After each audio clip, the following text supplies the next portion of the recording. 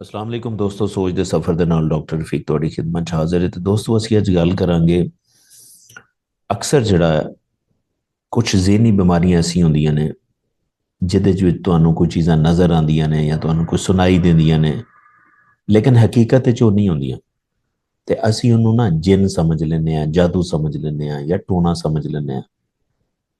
ਤੇ ਉਹਦੇ ਨਾਲ ਨੁਕਸਾਨ ਕੀ ਹੁੰਦਾ ਹੈ ਕਿ ਅਸੀਂ ਜ਼ਿਹਨੀ ਜਿਹੜੀ ਬਿਮਾਰੀ ਹੁੰਦੀ ਉਹਦਾ ਸਹੀ ਟ੍ਰੀਟਮੈਂਟ ਨਹੀਂ ਕਰਦੇ। ਅਸੀਂ ਸੱਜੇ ਖੱਬੇ ਕੋਈ ਵੀ ਟ੍ਰੀਟਮੈਂਟ ਉਹਦਾ ਕਰਵਾਉਂਦੇ ਰਹਿੰਦੇ ਹਾਂ ਤੇ ਉਹ ਟਾਈਮ ਜ਼ਾਇਆ ਹੁੰਦਾ। ਮੈਂ ਦੇਖੋ ਇਸ ਵੀਡੀਓ 'ਚ ਤੁਹਾਡੇ ਜਿਹੜਾ ਬਿਲੀਫ ਸਿਸਟਮ ਹੈ ਜਾਂ ਕੋਈ ਯਕੀਨ ਹੈ ਉਹਨੂੰ ਮੈਂ ਟਾਰਗੇਟ ਬਿਲਕੁਲ ਨਹੀਂ ਕਰ ਰਿਹਾ।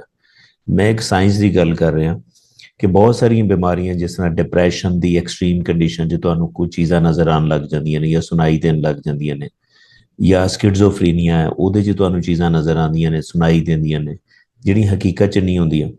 ਜਾਂ ਫਿਰ ਇੱਕ ਕਨਵਰਜਨ ਡਿਸਆਰਡਰ ਹੁੰਦਾ ਜਿਹਦਾ ਜ਼ਿਆਦਾਤਰ ਟੀਨੇਜ 'ਚ ਹੁੰਦਾ ਕਿ ਯਾਨੀ ਕਿ ਤੁਹਾਨੂੰ ਕਿਸੇ ਸਟ੍ਰੈਸ ਦੀ ਵਜ੍ਹਾ ਤੋਂ ਕੁਝ ਚੀਜ਼ਾਂ ਨਜ਼ਰ ਆਉਣ ਲੱਗ ਜਾਂਦੀਆਂ ਨੇ ਜੋ ਹਕੀਕਤ 'ਚ ਨਹੀਂ ਹੁੰਦੀਆਂ। ਤੇ ਇਹਦਾ ਮਤਲਬ ਇਹ ਨਹੀਂ ਹੈ ਕਿ ਕਿਸੇ ਨੇ ਤੁਹਾਡੇ ਤੇ ਕੋਈ ਜਾਦੂ ਕੀਤਾ ਜਾਂ ਕੋਈ ਟੋਣਾ ਕੀਤਾ ਤੇ ਤੁਸੀਂ ਇਸ ਚੀਜ਼ ਤੇ ਟਾਈਮ ਜ਼ਿਆਦਾ ਜ਼ਾਇਆ ਨਹੀਂ ਕਰਨਾ। ਠੀਕ ਹੈ, ਤੁਸੀਂ ਆਪਣਾ ਕੋਈ ਬਿਲੀਫ ਸਿਸਟਮ ਟਰਾਈ ਕਰਨਾ ਹੈ ਤਾਂ ਕਰ ਲਓ, ਲੇਕਿਨ ਤੁਸੀਂ ਇਹਦਾ ਕੋਈ ਮੈਡੀਕਲ ਇਲਾਜ ਵੀ ਕਰਵਾਉਣਾ ਹੈ। ਤੁਸੀਂ ਡਾਕਟਰ ਨੂੰ ਜ਼ਰੂਰ ਚੈੱਕ ਕਰਵਾਉਣਾ ਹੈ ਕਿ ਕਿਤੇ ਇਹ ਕੋਈ ਜ਼ਿਹਨੀ ਬਿਮਾਰੀ ਤਾਂ ਨਹੀਂ। ਅਗਰ ਤੁਸੀਂ ਇਹ ਨਹੀਂ ਕਰੋਗੇ, ਇਹਨੂੰ ਇਗਨੋਰ ਕਰੋਗੇ ਤੇ ਉਹ ਜ਼ਿਹਨੀ ਬਿਮਾਰੀ ਜ਼ਿਆਦਾ ਵੀ ਹੋ ਸਕਦੀ, ਜਿਹਦਾ ਅੱਗੇ ਜ਼ਿਆਦਾ ਨੁਕਸਾਨ ਹੋ ਸਕਦਾ। ਤੇ ਜ਼ਿਆਦਾ ਜ਼ਿਆਦਾ ਟਾਈਮ ਜ਼ਾਇਆ ਕਰਨ ਦੀ ਜ਼ਰੂਰਤ ਨਹੀਂ ਹੈ। ਤੇ ਲਿਹਾਜ਼ਾ ਇਸ ਚੀਜ਼ ਤੇ ਤੁਸੀਂ ਫੋਕਸ ਕਰੋ ਕਿ ਇਹ ਜ਼ਰੂਰੀ ਨਹੀਂ ਕਿ ਜਾਦੂ ਹੀ ਹੋਏ, ਇਹ ਜ਼ਿਹਨੀ ਬਿਮਾਰੀਆਂ ਵੀ ਹੋ ਸਕਦੀਆਂ ਨੇ।